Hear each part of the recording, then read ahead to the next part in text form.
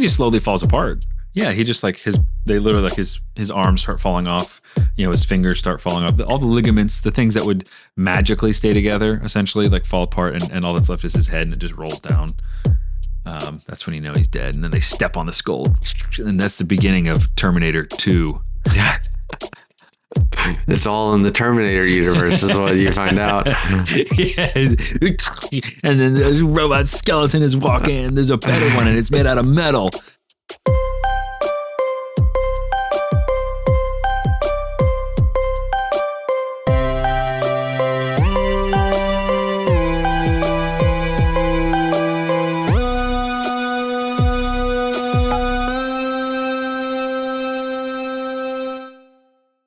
Hello and welcome to StoryFellas, the podcast where we make stories and we break stories. I'm your host, Tommy Antonucci. And I'm your host, Zach Lovelace.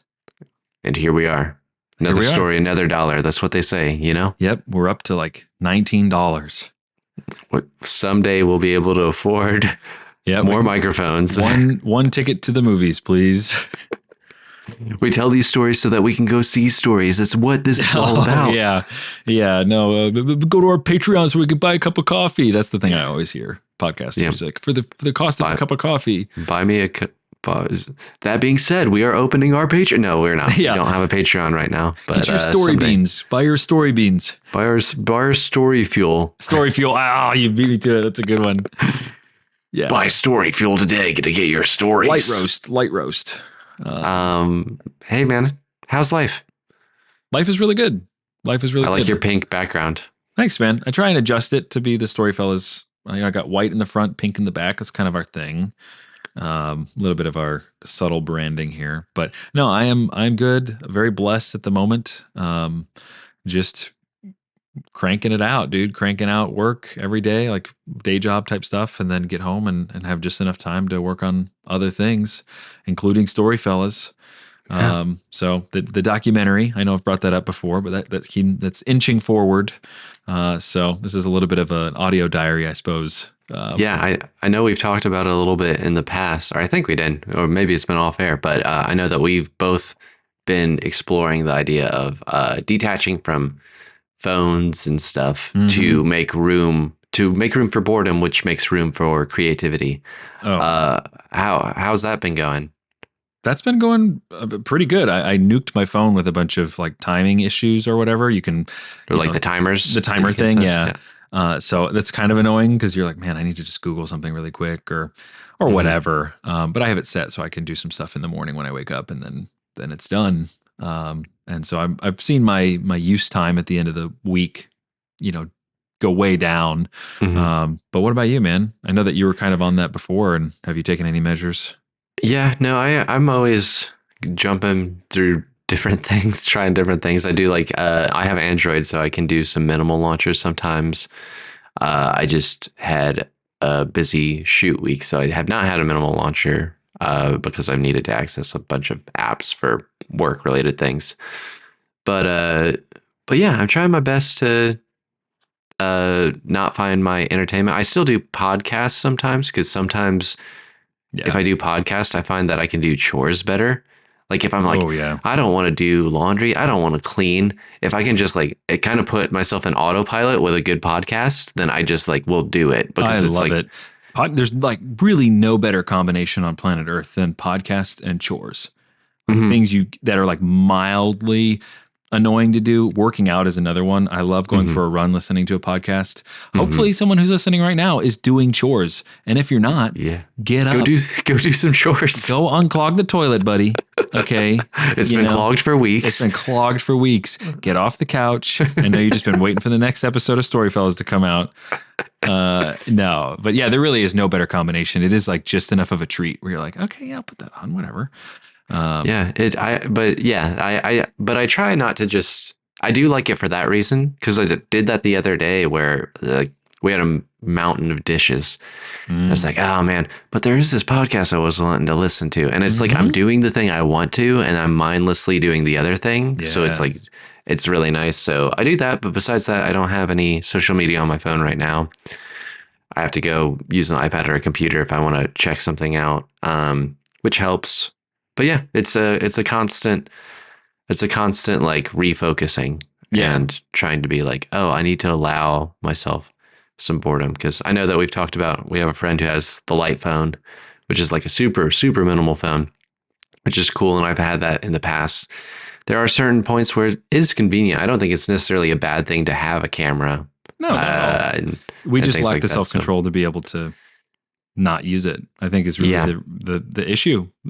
That's what it all comes down to. Can I actually read you a quote? yeah. Read me a quote. Hit I me know, with a I know, quote. I know you like your quotes. The quote is from Matthew Crawford, who wrote a book that I read. I read two books of his. One is Shop Class as Soulcraft, and the other one is The World Beyond Your Head. They're both very, very good. The World Beyond Your Head, especially, is good. Kind of hits this attention, like being able to actually have attention on things and focus on things, and how that's actually good for you.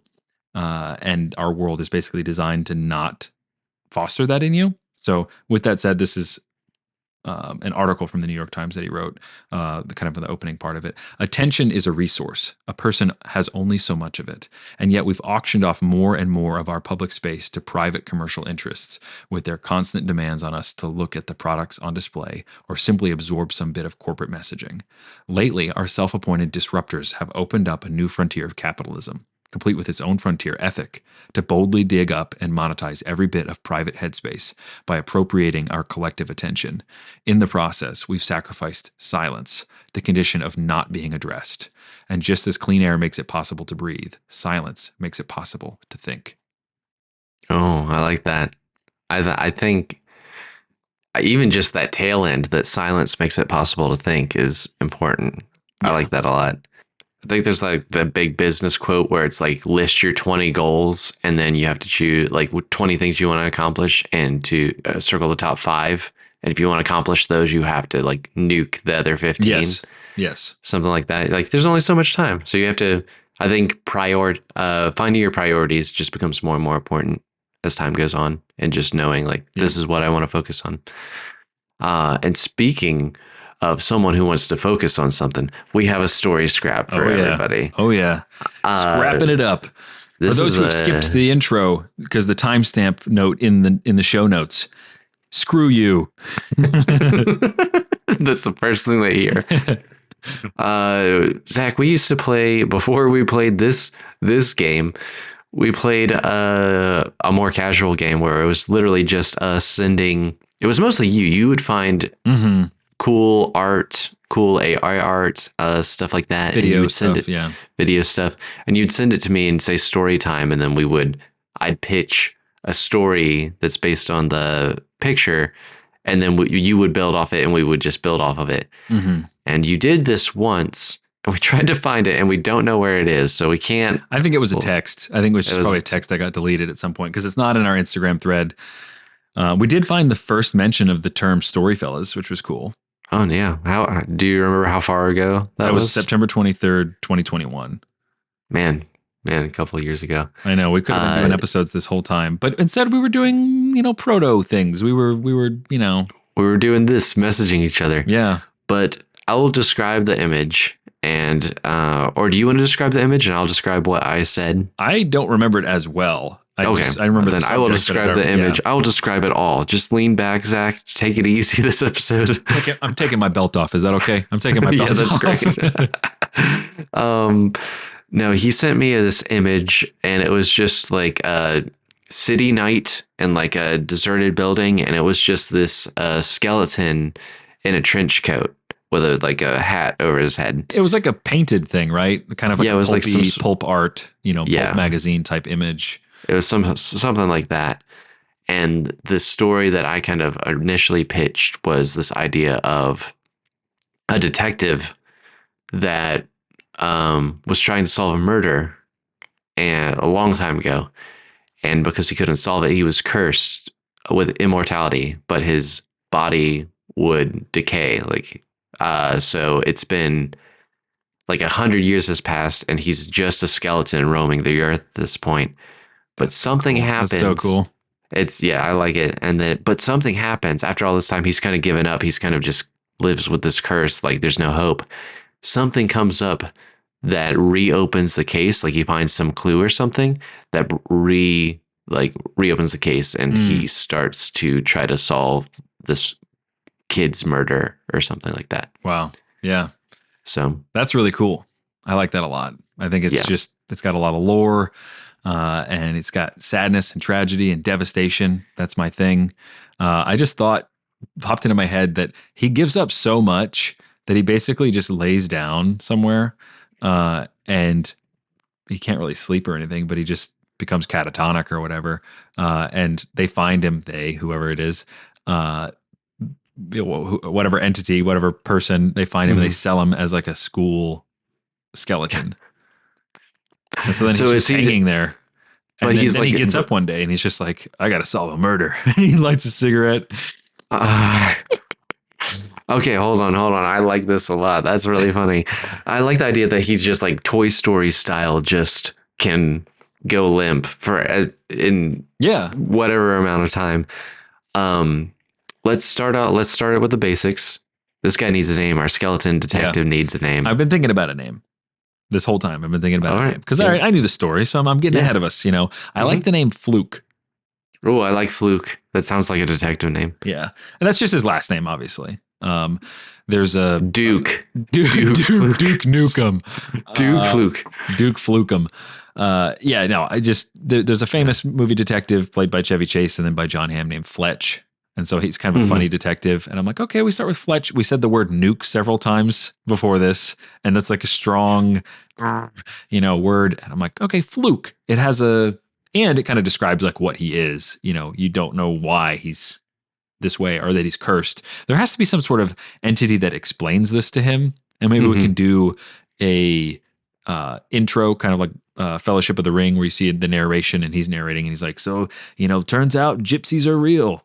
Well, Yeah. of course, So gypsies are real, but you know what I mean? Like, yeah, like gypsy they have curses are powers. real. Gypsy Yeah. curses are real. And it's like, and they're a real big deal. And I couldn't solve this gypsy woman's murder. And so her dad cursed me to walk the earth until I did.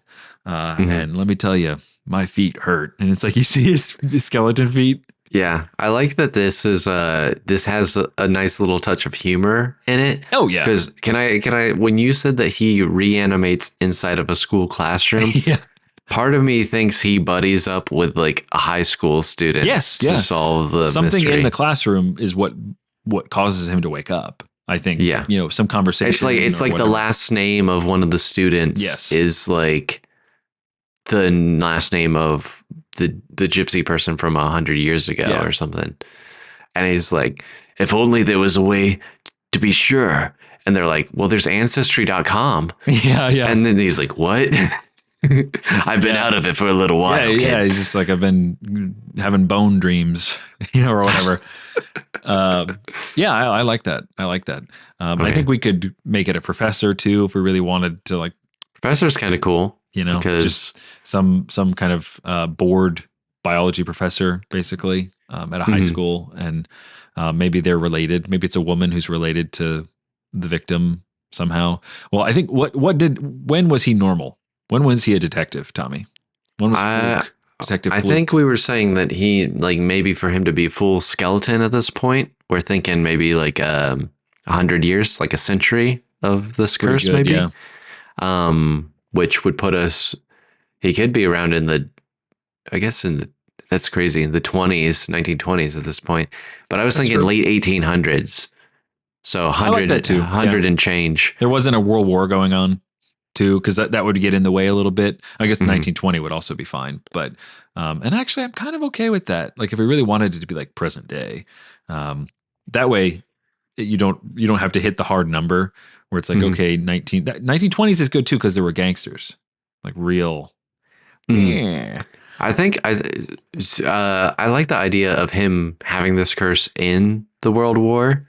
Oh, okay. I mean, he could. Because He still could. I think, well, I mean, like you're saying 1920s, he gets cursed or something. Yeah, right? but then he has the curse, and then he's in World War II.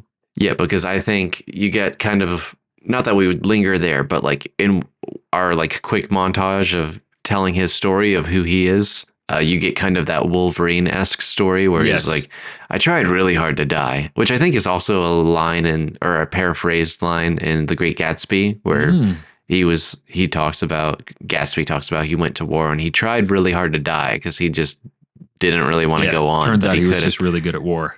He was like super good at war, and I think the guy's saying he's like, when you can't die, it's like, why not just go to war? And I tried really hard, but no matter what happened, I was still around. Yep. Um, I was destined for another battle or whatever. He yeah, just got eternity. because yeah, because it's like the case goes cold, and he probably gives up hope pretty quick. Like once he's like, I don't have any Well, leads or here's anything. a little bit of a hang up because you Okay. feel like, okay, so how does this magic work? We pull out a little bit here. He has to solve the case. Okay, what does that really mean? He has to carry Madame Zeroni up the mountain to drink from the water. That's what I was thinking. Digging up them holes, digging. Yeah, he's Stanley Yelnats. So is it like a generational thing? We could get away with it that way, but I'm saying solving the murder is bringing the murderer to justice. I think the murderers Because the murderer would be dead gone. too. Like Yeah, just, yeah. It's less about. I feel like it's got to be a story about closure rather than justice. mm, Because I think yeah, I don't think the murderer would still be around. mm-hmm. He's not going to bring justice to the murderer. Unless the murderer is also immortal. Like, Oh, okay. That could be interesting because like the murderer is also cursed by killing the gypsy child or something. Yeah. I like that it's a gypsy child now. I guess that makes it more intense. Well, I don't know. It can be a gypsy. Do you want a gypsy woman? And then it's like a. Well, I think a gypsy man? child is good because that lays a level of devastation again, lays a level of like tragedy on that where it's like, I couldn't stop the child. And or you could play with the idea. Maybe we're getting too magical with the Fluke. Well, it's an immortal man. I know. With Fluke, well, too many different things happening. Yeah. Fluke can see the person who was murdered. What do you mean he can like see him? Like they're a ghost and they talk to him. Oh, like he can talk to the gypsy child? Yeah, it's kind of like American Werewolf in London, where the guy gets bitten by the werewolf and he sees everybody that he kills because they're in limbo. Limbo is also a very good word. Limbo is a good word. Oh, no, I like Fluke, man. You got me sold on Fluke. Yeah, but for the title of the movie, I mean, Limbo could maybe be Limbo. I like Limbo. Limboni. His name is Limboni. You can't tell me he doesn't have a little bit of charm to it. It's a little charm, but it's a little more in the comedy realm. It's very in the comedy realm at that point. I think this could be a story. So here's another plot point that I think we could introduce. Because I think he maybe recognizes what reopens the case is maybe a student comes around and they have the last name. This is kind of Holes-esque, where it's like a couple generations later, this thing's being closed. You have a last name that is the gypsy family last name. And he's like, oh. But maybe I think it'd be cool if before he was cursed, he had a kid, like a young kid, and there's some overlap with a descendant of his as well.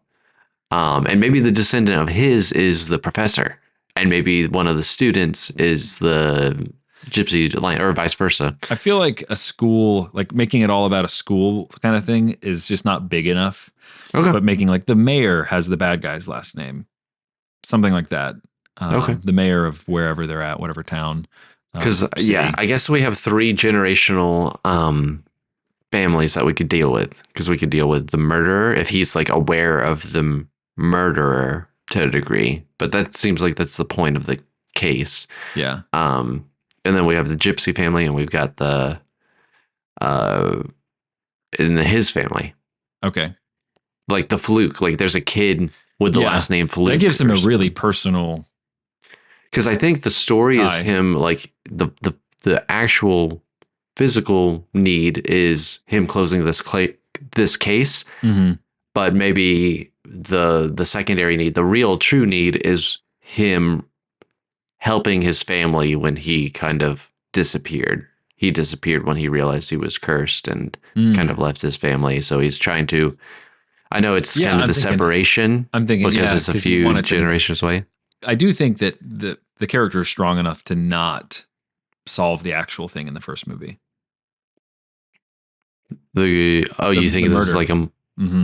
They just need a detective that knows his way around. Has been around. I've kind of been around.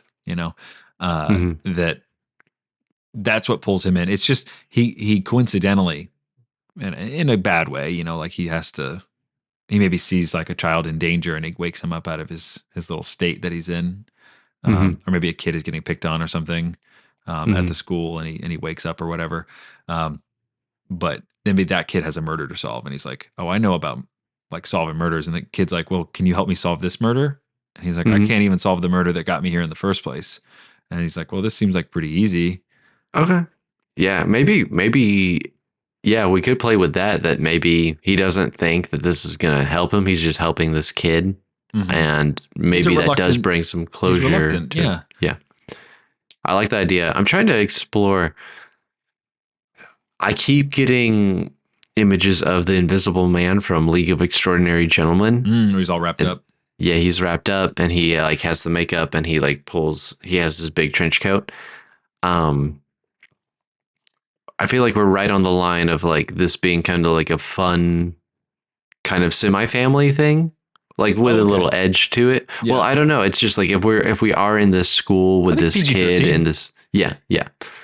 Um, he's just this, yeah. So we get the kid. Do we want the kid to be his descendant, or No, do I we feel like want it it's a to little be on the nose. okay? I think So the whole thing is like just a random everybody I kid. ever loved is dead. That's kind of the curse that's just hitting. And maybe they do the ancestry.com and they find out about him Yeah. that they are just related you, at the end. just you wait, kid. In 80 years, you're gonna be dead too. Yeah. I hope you look as good as me. Yeah, he tells him, maybe it could be like a funny thing they find out at the end where he's like, "You sent your spit into ancestry.com?" And he's like, "Yeah." And then they find out he's like, "I'm part of your family tree." Everybody's got I, skeletons in their closet. yeah. I like that. Let's name this kid. I feel like it's Okay. a young man. Yeah. Dylan. Okay, Dylan. I like it. Dylan and Fluke. Yep. So I think we open up with Fluke. We kind of see him in the 1800s. We kind of Jumanji esque. We see a long time ago. Yeah. The thing went bad. The thing broke bad, and then we get. I like that Maybe he straight up gets narration. buried. Like maybe he gets straight up buried. And that's what causes him to like he's not even dead. He's just like, been in such a state. Well, obviously he's not dead, but you know what I mean? Like he's not even inanimate in some way. He's just they find him because thinking of the Jumanji thing where it's like the construction workers, dig up the hole and the board game falls out or whatever. Um, Yeah, I don't know. Pretty that is pretty. That whenever you think about that, like immortal people getting buried and buried. I know, trapped, I it's know. And like he's just like, kid, I've been buried by a septic tank. I could hear every flush. uh, I do want him to have some time of like because I think at the beginning opening you see him getting cursed and Yes. he's like okay whatever, and then he lives his life with his maybe he has a wife and a kid, and then he realizes like a few things, so like maybe he gets shot on a job and then he's like fine and he's like Yeah. oh like because I think it'd be a slow thing for you to realize, and then but he's like I'm still getting older. That that's not good. Like Yeah. if I what does that mean if I'm getting older but Yeah. I'm immortal? And then eventually I don't know, he outlives his maybe he can have a relatively normal life with his family Yeah. because he would just outlive them. Yeah. I like that a lot. I And like then that a lot. maybe And then he I gets, or think maybe he willingly gets himself buried. I think that's cool. Where you just straight up see a skeleton walking in like the 19, I guess. I mean, it doesn't take that long to have all of your flesh ripped off or whatever, especially if you let birds do it and stuff, he's you also know? moving about and stuff. Yeah, Like he's exactly. I very mean, mobile. we're talking, let's say by the 1920s, he's just done. He's in the 1880s or whatever, like you said. So 40 years after being 40 or so, he's now, a skeleton. And so he just finds a grave and just lays down in it.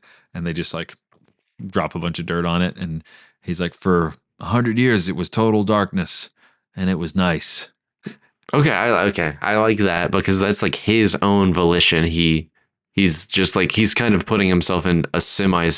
suspended animation. Yes. I And also like the joke where he's like, I was looking pretty good, but I got in this one case and they set fire to me, and I was pretty rough after that. Yeah, I was it not would have looking killed good. me. Like that's the whole thing. Is like it would have killed me if I was a Yeah. immortal It's guy. like I could walk the streets before then, but after that they were not people were not having it Yeah, anymore. the stink, Um the stink. the stink was crazy. I had to get rid of the rest. I was just bones after that. Yeah, he just let the birds pick him off. I went down the docks for 6 days. I fed those birds so good. they were they were fat and happy by the end of it. Yeah, exactly. It's just like they owe me one. They They owe owe me me one. Or one. maybe I he was hates the birds. Maybe that's the thing. It's like they were picking me dry for months. I hate those things, yeah. whatever. But anyway, that's all like our kind of semi montage, and like some of that's like verbal exposition, Hmm. him like jokes of his past. And then yeah, he just kind of gives up. He outlives his family. I think it would be interesting if I think his wife, he outlives her, Hmm. but then maybe the kid gets spooked by because like Hmm. him outliving the kid would be weird. And like him, like Yeah. especially surviving all these things, like maybe the kid gets like spooked, especially like this is like 1800s, early 1900s. Like Oh yeah. people would be spooked today, Oh, of clearly. course. And maybe that estranges him. Like he's like, yeah, I didn't really talk to my son after that. And then yeah, and then Yeah. he kind of gives up We at could that let the point. sun disappear for a little bit. He would definitely be dead by the time, you know. But here's the thing: the dad would know if they lived a semi-normal life. Maybe the son had a kid, Yeah. a grandson, and who could still be alive in this story, Yeah, the which could be grandson. interesting to Yeah. tie in at some point. That's pretty cool. Because I think like having someone he's met before he buried himself. Yeah. Because like yeah, he could have like relatives that are a few generations down, but that like he's pretty far removed Hmm. at that point. But him So like meeting the grandfather again or something. he was a New York detective Hmm. in the 1800s, late 1800s, and there was a gypsy group that lived in the slums or whatever, Hmm. and he was presiding over this kid who got murdered, basically, and that family cursed him, and so yeah, I'm trying to put it in like a geographical location too. So it's like they're in New York, and he's in like a tiny plot, and they're like going to move this graveyard, and that's what starts the movie. Is just like they're exhuming bodies or whatever, and maybe he's next to his wife. Mm.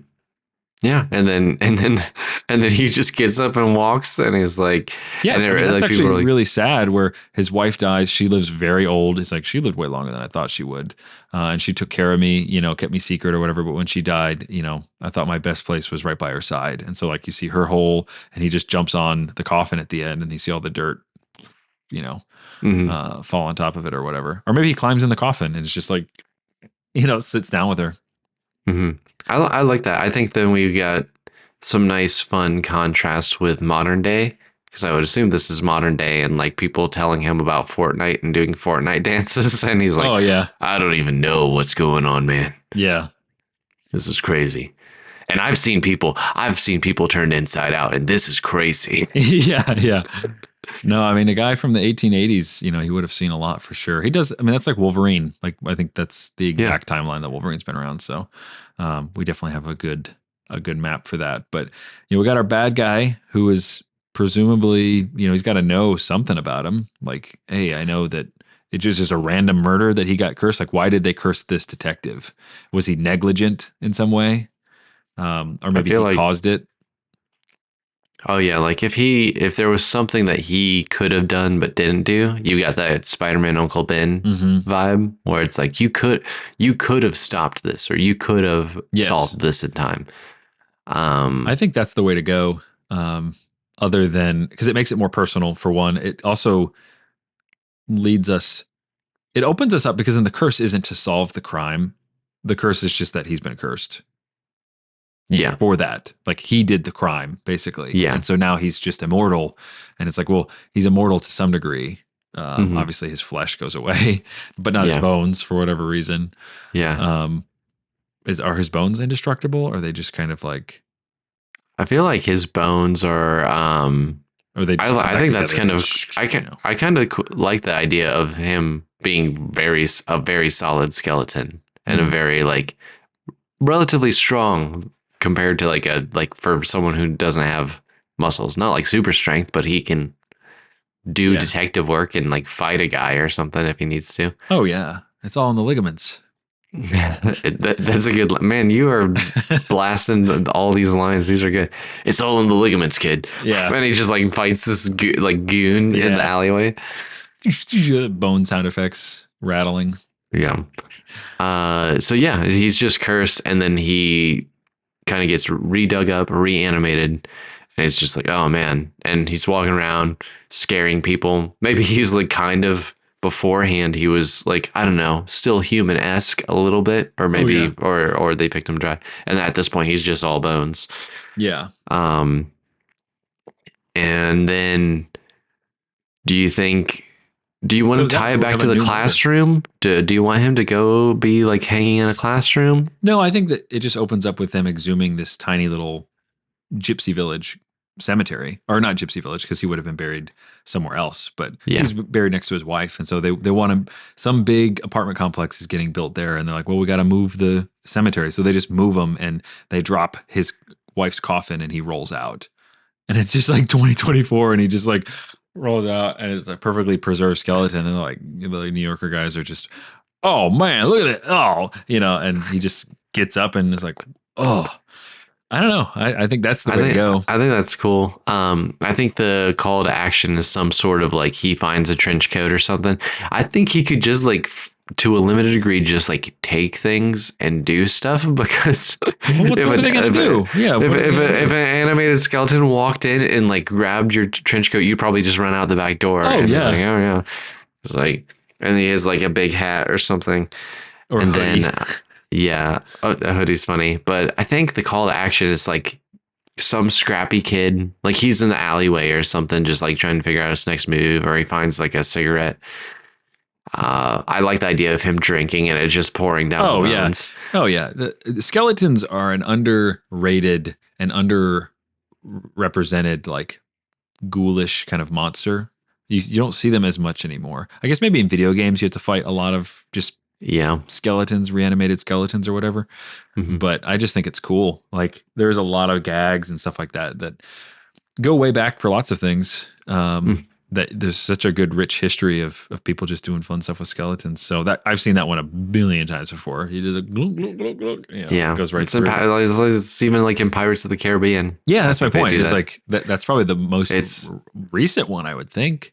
yeah. That probably is one of the more recent skeleton featured movies. Yeah.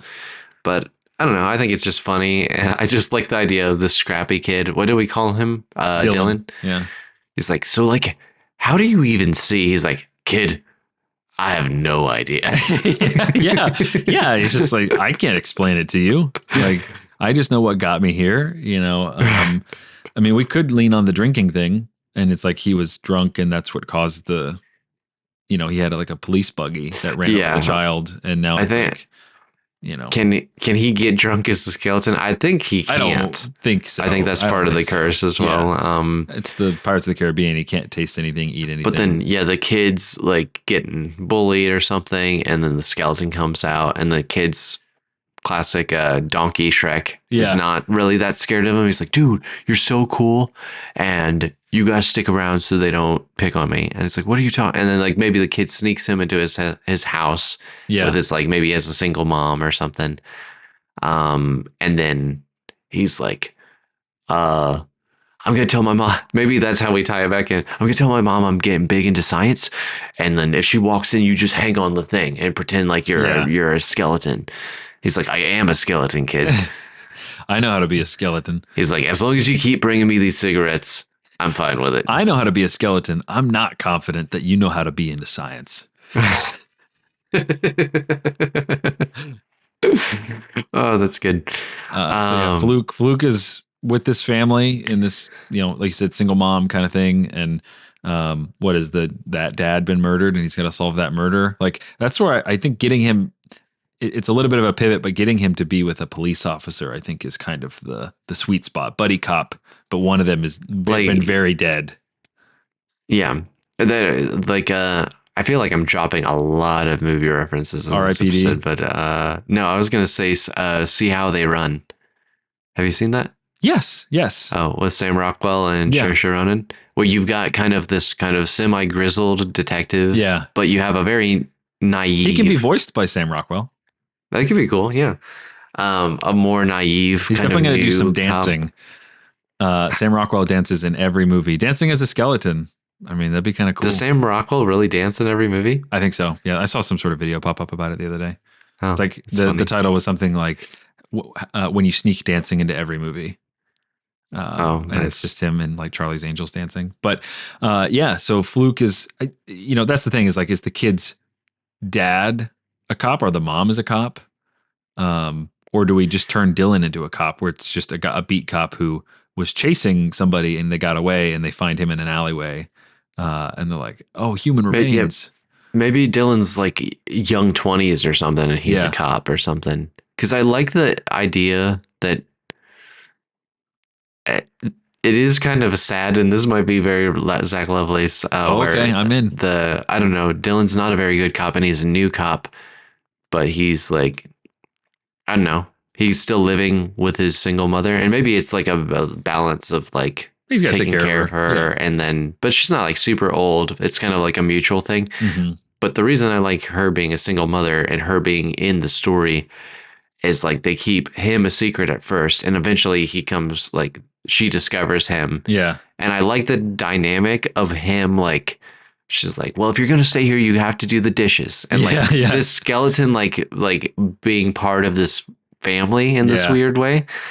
I think that's kind of funny and cool. Yeah. Uh, I like that a lot. I think we age up Dylan a little bit. He's now Officer Dylan. I do think we give him a little bit of, his dad was a cop. His dad died in the line of duty. mhm, And maybe the whole thing is like, oh, I used to work with the Dugan, like Dylan mhm. Dugan. Yeah, he was on the force back in the day. And Dylan is like, yeah, my family goes way, way, way back. And he's just the worst cop out of all of them. Yeah.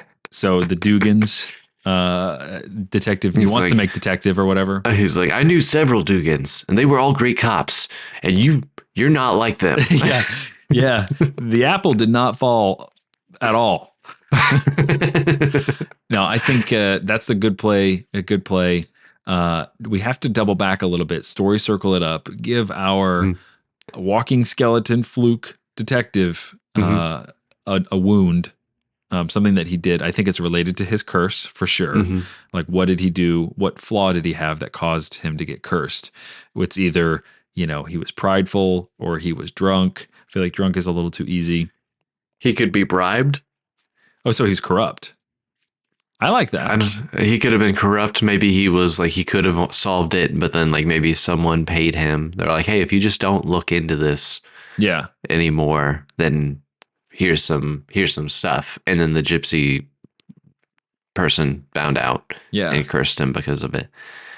I like that Um, a lot. I think the corruption thing goes big. It has nice redemption thing. He does an actual good cop thing mhm, um, at the end, actually solving a case as mhm. opposed to turning a blind eye. Yeah, I think that's the way to go. So was it a child that was murdered? Was it just a woman? Like what would have made somebody like pay him off? Like, don't even look into it, man. I think the child just well, I guess Dylan's not a child anymore. I think the person who was murdered in the past should be roughly the same age as Dylan, Hmm. because I think that kind of ties this like two different time periods where like he wasn't there for the girl, but then he is there for Dylan or Dylan. for whoever the Yeah. person they're working with. That he doesn't. I know that it's harder to corrupt him at this point, like because he's a skeleton. So I don't Yeah. know if it's as hard, but like Well, it's they're the like, you're point is that corrupt to he's your given up. core, and they Yeah, say that kind of thing. yeah, he was like corrupt. He kind of gave up. Um, and I guess like he can still have his story with his wife and stuff like that. Like Yeah, I maybe think he he didn't like have kids, or they kept having miscarriages or something, and then he's like, well, then we just stop trying, and then she and I lived our lives as boring mhm, as it might sound. I did 1,000 other dirty things, and she loved me through every minute of it. mhm, So when she died, I died too. Hmm. and then he parries himself with her, and then they obviously we get to modern day, present day, whatever. Okay, so the he takes a bribe. Hmm. I think it's probably does the girl that was killed, could she be a prostitute? Like, I'm trying to think about a reason why somebody would be like, hey man, just don't look into this. I mean, I guess it could be anything. Like, it looks like a suicide, but it actually isn't. And he saw the evidence of it not being a suicide. And somebody's like, hey, you know, he got an envelope full of money Mm. Like as in the past in the or past, the like current day? in the cursed prologue. Yeah, we Um, could. It could be something that he's bribed, and it was like if we really wanted to accentuate the your decision, like as if the person's already murdered and then he just doesn't look into it. It's like nothing's changed too much, but maybe he was bribed. Like he's trying to piece these things together, and someone was like, "Hey, just stop looking into this." And then he did, and then a, a person died as a result of like where he could have like brought closure to this thing, yeah, like it's I because think of his lack of action. a It. shopkeeper should probably die because somebody in a robbery, Hmm. and it's like, hey man, it was a simple robbery, like don't look into it, when it was really a bigger deal, it was really a Hmm. bigger scandal. And maybe even he looks into it and it's actually a pretty famous scandal. Maybe somebody does a podcast on it, and so he's on the podcast at one point. It seems like a TV show at this point. We could just keep going, but he hears about it, he sees it. Like, it's like, my mom loves this true crime stuff. And it's like, she's like, when you do the dishes, listen, I put on the true crime thing, and so he ends up like listening to an episode, and it's about the thing that happened many many years ago. Hmm. And yeah, he looks into it, and maybe at the end of it, the guy's like, oh, um, the relatives of this person are still alive or whatever, or whatever. I'm trying to tie it in, but I don't have a character, so I can't attach it to anything. But I like that Yeah, a lot. I like that's modern, that feels interesting, and that's fun. That's a fun idea of the. I think it's fun. I think it's like I think it takes this idea of this heavy consequences and curse Hmm. stuff, but then puts us in a modern world where there's a lot of fun and games, a lot of silliness, a lot of jokes can happen. I like the idea of him listening to the podcast. He's like, this was the murder," Yeah, and then they're like, "And the history says that this bumbling detective yeah, wasn't able to save the day." And he's like, "Where is this guy?" And like maybe he's like tries to track down the yeah. guy, and he just like kicks in this podcaster's door and like shakes him up. I I love think that. that's really funny. I do too. I think maybe a politician was murdered, kind of thing. It's part of the machine. That was a big thing Hmm. in the late 1800s in New York. There's just a political machine up there. What was it called? Tammany Hall, the political party, the Democratic Party's political machine that played a major role in the politics of the 19th century. I think several presidents, or late 1800s presidents, came out of it, part of the Gilded Age. Hmm. Anyway, so just a big crime thing. What is it? Gangs of New York has a lot to do with this type of Hmm. stuff. So it's that kind of scenario where he's okay. This politician is coming, or maybe a witness um, to something is going to come forward, and he lets somebody come in the back door and kill her. Hmm. Okay. Okay. He gets paid. Hmm. So there was a witness that was going to take down a big politician that wasn't taken down. Boom. I feel like the theme that's coming out here is that, like, the past never really goes away. Um, Hmm. we're still living in the consequences of the past, which I don't entirely agree with. Um, this idea that, okay, so this guy was a politician and now his family is still in power because of this one cop that basically took the bribe. Hmm. I can believe it. I can suspend my disbelief. I don't know. I just, part of me, it gives me a little bit of pause where I'm like, I don't know if I entirely believe that. Yeah, I don't know if I want it to be like this huge chain event thing of like, oh, because of this one thing, then it's because then that just makes the story really big. And like at that point, Yes. it's not like we can portray the great great grandson or whatever as corrupt, but it's like also he's not the murderer guy, Like he's not. Yeah. But So letting someone it's murder someone is pretty bad. Or getting paid to, like, take a walk. oh, no. What I'm saying is that like in modern day, this person is not the same person that bribed the guy That's my point. beforehand. Yes. Yeah, I don't think it's like the sins of the ancestors, not the sins of the That's what I'm trying thing. to avoid, is that it's like, okay, so just because this guy got in power because of this nasty thing forever ago, it doesn't mean that this guy is a bad guy. Like, Yeah. you know, I think that's kind of Hollywood thinking would flatten it out. Mhm. And it's like, he's doing even more evil things. And Yeah. that's why we need to get him out of power.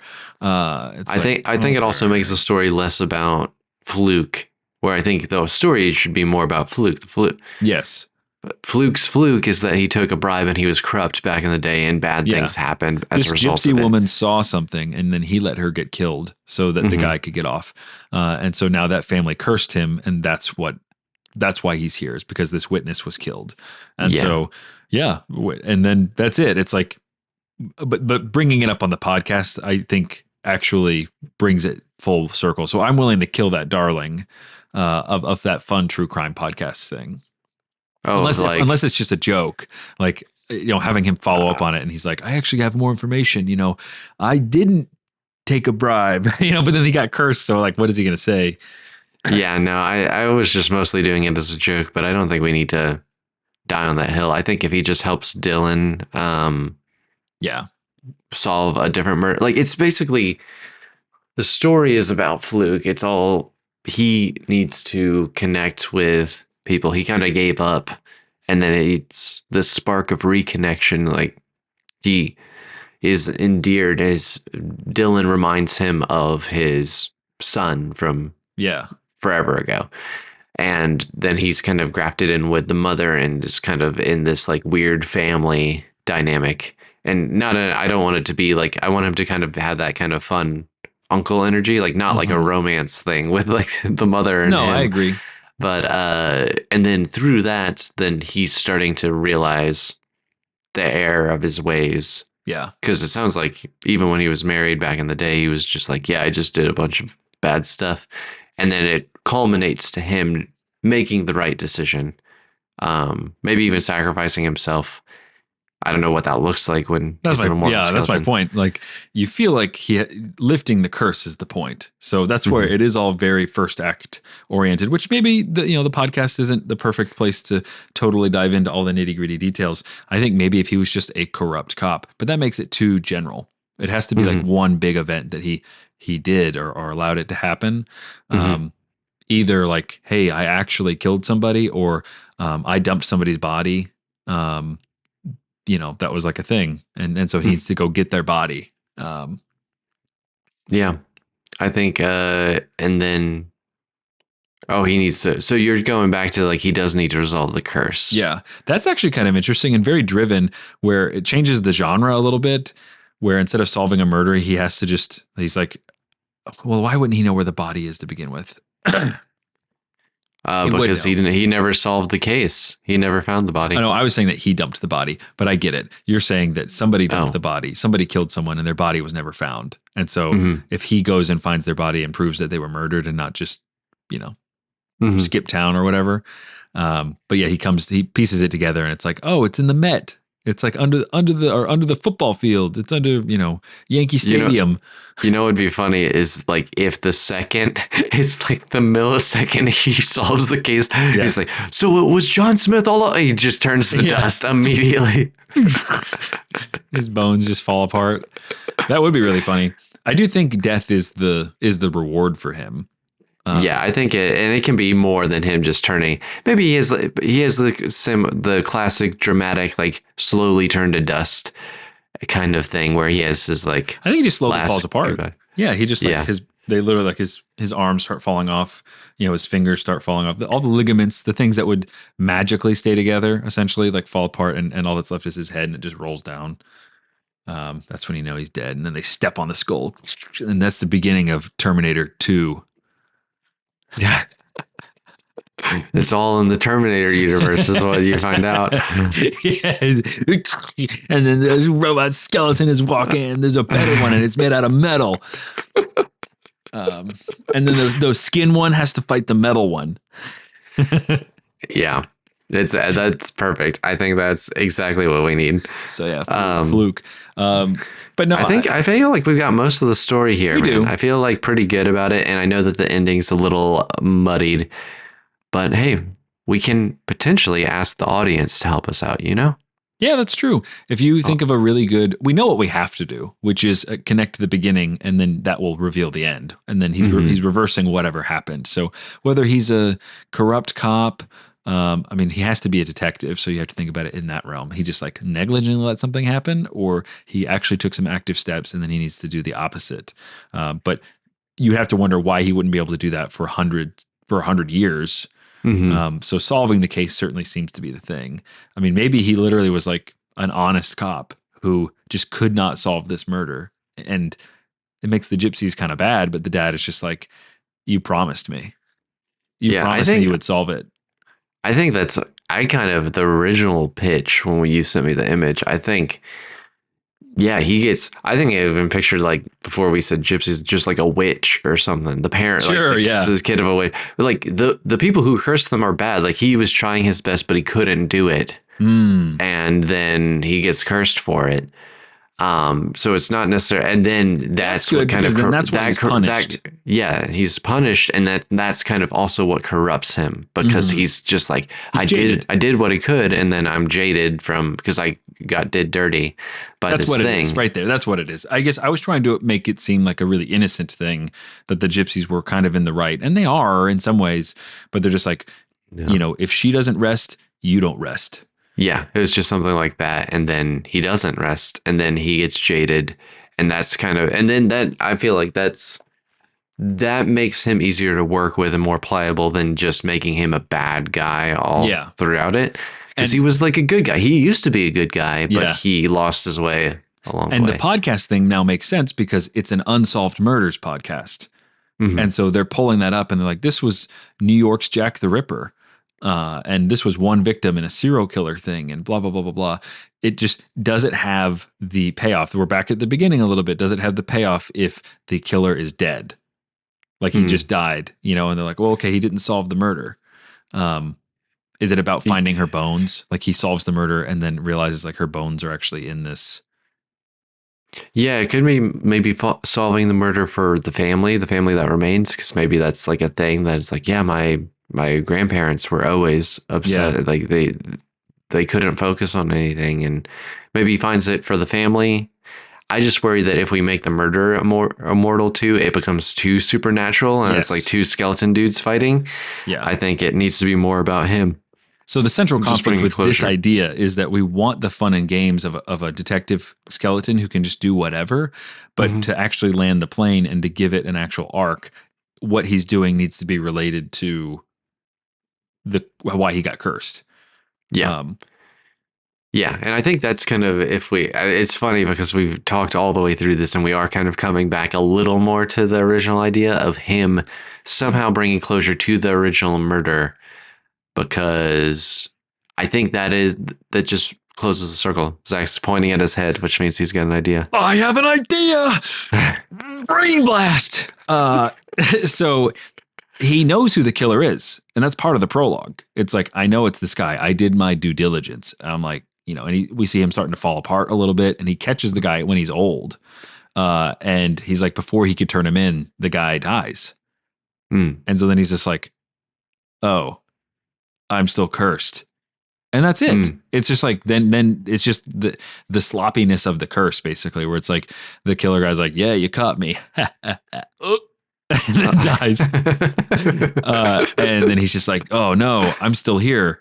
Um, he does a test or whatever and realizes I it's think still that's cursed. really interesting. Or even if he literally, I don't know, like I think we Because would then have he's to just a flesh out. superhero at that point. It's just an origin story that like it's the curse that somebody forgot to lift. And so then we could actually have Dylan's family was the gypsies down the line. And it's like, oh yeah, my grandma, whatever, or my mom even. And so they lift the curse off of him.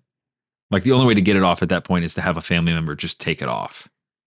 Okay, I think okay, they could bring some closure to it because I don't want him. I do want Yeah. some closure to it, and so, and I do think it's interesting if he catches the guy and the guy dies, or even if he does catch the guy when he's old. It's been years, and he's like mostly bones. He's like, we're not Um, so different, you and I. yeah, and he takes him and he like brings him to jail, and he's like, yes, and then he's like, nothing's happening, and Yeah. then he realizes that he's like, that should have done it. Um, and maybe that's kind of the moral of the story is it's not just about the work of it. Yes. It's about the intention. It's not just like to lift the curse. It was because he wanted to help and do something, and then the other people lift the curse for him. And then I guess he does his like dramatic goodbye, like he goes into the light Yeah. and stuff. Because I do think him. I don't want to end with him getting flesh again, and he's like, now I'm part of this family. I think he needs to No, no, he die. dies. He dies for sure. I think, yeah, the Dylan family, maybe it's not him. Maybe it's, Dylan's fiance or something, or a coworker of his, um, that they track him down. Like he uses Dylan to track down the girl. And maybe Dylan, like the relative or whatever, and then Dylan falls in love with that girl. Hmm. And so Wait, which girl is this? this is This the is. the only one that can lift the curse. Hmm. Okay, gotcha. The only really living relative, kind of like Van Helsing, the only living relative of the gypsy family. So he's like, well, this is my chance to do it or whatever. And then Dylan has a really hard case that he's got to solve. Hmm. And so he's like, I need your help. You're a way better detective than I am. Okay, so we got a quid pro quo kind of thing where Yes. Dylan can bring him to this person, but he needs to help him with the case. Yes. He's like, you're like the best detective. Like you've been around doing it for like 100 years. It's like, no, I've been in a box. I've been in a box for most of the time, Dylan. Yeah, or maybe he's not been. I like that he has been though, because it kind of explains the time jump, but and why nobody would see a walking skeleton around. But yeah, I think that's cool. It has a little Hellboy vibes too, but just like way less government involvement. It's just a dude. Yeah, I do. I was trying to think from the beginning of this story of how do we get this guy around New York that's clearly just a skeleton? Because I think most of like, he needs to just be a skeleton for the sake of the Yeah, movie. But I do think when he's out in public, he just like has he can wear a mask. like, yeah, he just like has just like a ski mask with no eyes in it. Like it's literally like Yeah, a big sock I was gonna that say goes like over he his could head. literally just go to like a Halloween store and get like a mask. Nobody would really look at you, as long as he wasn't talking, and it would just like hang there, and he's Hmm. just like, man, like are you wearing a mask? Take that Yeah, off. And it's like, he's got yeah. nothing but, And, eh. no, what's funny is his mask is a skeleton mask. Oh, okay. That is pretty funny. Yeah. Yeah, and then like, because that's like take that thing off. And it's like a real, Yeah. actual scary skeleton underneath. Ooga, ooga, ooga. Yeah, Yeah. I think I that's think funny. I feel good about this story. I feel like we brought a bit more connective tissue Yes. His goal is to to get the it. girl to lift the curse. Hmm. And instead of doing it selfishly, he actually solves the other crime. Hmm. And the other crime can be another murder. Um, you know, yeah. I'm trying to think about Maybe that's what the Dark specifics it Night of would the be. Soul. The Dark Night of the Soul before the big reveal is like there's this meetup with the girl who can lift the curse, and she's like, I don't know how to do that. Like, I Hmm. don't know. And so he loses his motivation. He storms out. He's like, I'm not going to help you solve this case. And then he has that change of heart and he comes and helps solve the case. And maybe something with that and the girl, like the culmination of it allows him to move on, you Yeah. know? Yeah. I think the Dark Night of the Soul would actually be best suited if it was related to the case, or, not that she finds out that she can't do it. I feel like that's something that she would actually say from the beginning. Is she's like, Mm. well, I don't know, and if she the victim, and Dylan is just hot on her. And so he always interviews her. He's always walking over to her house and stuff. But then, the skeleton is obviously interested. Fluke is interested, once he finds out her last name Hmm. is the same as this family. And he's like, wait, are you part of this, clan or whatever? Like, yeah, that's my family. Like, you can lift this curse. Um, yeah, I'm trying to think. Okay, so why wouldn't he have bogged the other family members down? I guess because he Uh, didn't solve the case. Sorry, I'm jumping back. Like, we got to really iron that out. Like, yeah, the no, opening no. monologue is really just the most important thing before he Yeah. buries himself. Yeah. It's like, why does he do this? And Like, why doesn't he just go to them and be like, please? the family curses him. Maybe, no, maybe it's as simple as this. It's as simple as this. It's the gypsy family. Uh huh. They curse him, and he's like, okay, whatever. And life goes on, and he realizes like, oh shoot, this curse is real. And when he goes back, the family's gone. Like he can't find them Mm. anymore. And then he's like, shoot, I've got to track down the guy. And he tries to track down the guy, and that doesn't do it. And he doesn't know where the family is. So he kind of gives up at that point. Yeah. He loses them. And then when he hears the name, Yeah. he's like, wait. Does it go back up to, and then it does. And then it reinvigorates this hope in him. He's like, so you can actually lift my curse. You need to say the words. You know the words. Say the words. I don't know. I'm not a gypsy. You say the words. Like, gypsy, that's a slur now. You can't say that. And he's like, he says all these other things that people are not allowed to say. He's like, what do you mean I can't say this or that or whatever? Audience, you fill in the blank of what I'm saying here. But yeah, I like Fluke a lot. He's a very cool detective. I think he actually is good at it too. And he's good at spooking people, obviously. Yeah. So he can kind of, get good confessions out of people. Fluke the spook, man. Fluke the spook. I like that. Yeah. I like that. They used to call me Fluke the spook. Why? Because I was scary good. Well, that is going to be my throwing my hat in the ring for the title. Fluke the spook is kind of funny. Yeah. Also, I don't know. I think Fluke, something with Fluke is like, that's a cool, unique name. It is. Even if it's just Fluke.